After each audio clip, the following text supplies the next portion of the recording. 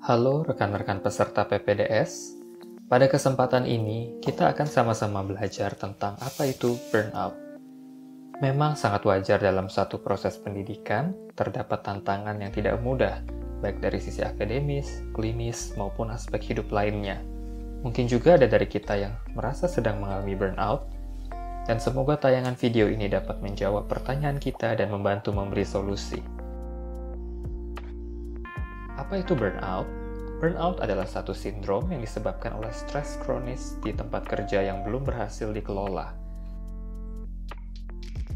Karakteristik dari individu yang burnout adalah perasaan kehabisan energi atau kelelahan, 2. Merasa tidak engage atau berjarak dari pekerjaan, atau sinis dan perasaan negatif terhadap pekerjaan, 3. Berkurangnya efektivitas dalam menjalankan profesi, yaitu reduced professional efficacy.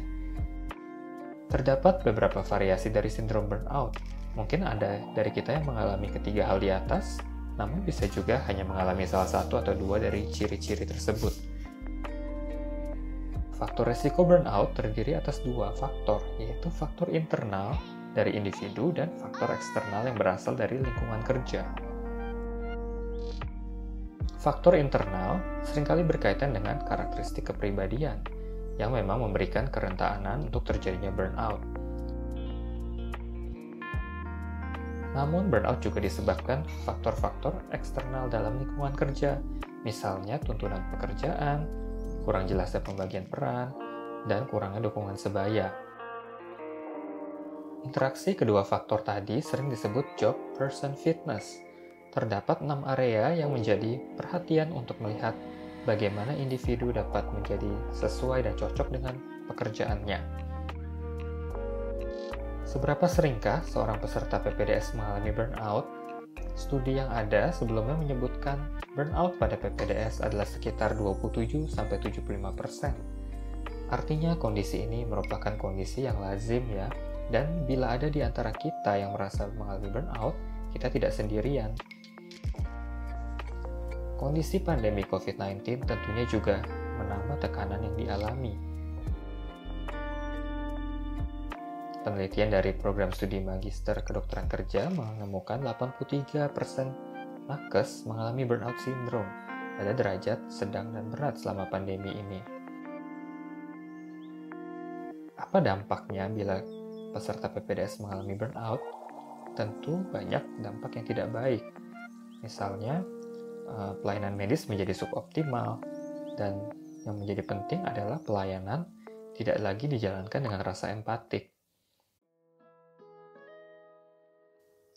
Kemudian bagaimana yang menjadi penting adalah cara kita mengelola burnout. Secara individual, pertama, kita mengidentifikasi diri dengan sikap terbuka, dan ada beberapa alat bantu untuk mengidentifikasi burnout. Salah satunya adalah masalah burnout inventory. Langkah kedua yang bisa kita kembangkan adalah mengembangkan berbagai cara coping yang positif. Melalui proses ini, kita belajar untuk menjadi ramah terhadap diri sendiri.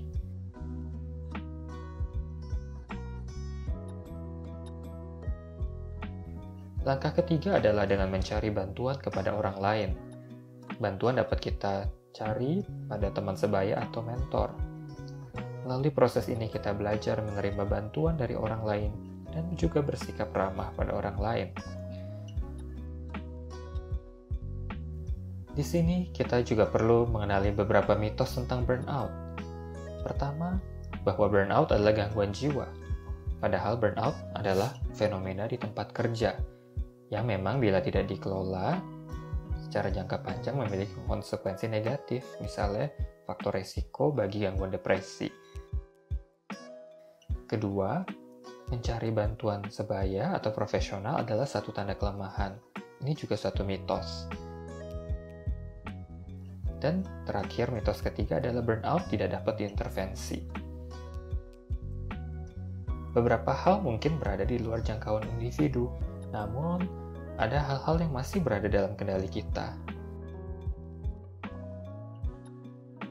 Dan tentu, permasalahan burnout bukan sesuatu yang perlu kita coba atasi seorang diri saja, terlebih di masa yang sulit ini. Mencari bantuan profesional kesehatan jiwa merupakan salah satu pilihan langkah yang bisa diambil. Dan saat ini, di lingkungan FKUI RSCM sudah terdapat layanan peer counseling untuk PPDS FKUI RSCM. Layanan ini diberikan secara profesional oleh tim psikiatri FKUI RSCM dengan tentu menjamin kerahasiaan dan bertujuan untuk kesejahteraan dari peserta PPDS. Apabila ada di antara kita yang membutuhkan layanan ini, silakan hubungi tautan di bawah ini. Tim dari Departemen Psikiatri akan mengontak dan mengatur jadwal dengan Anda.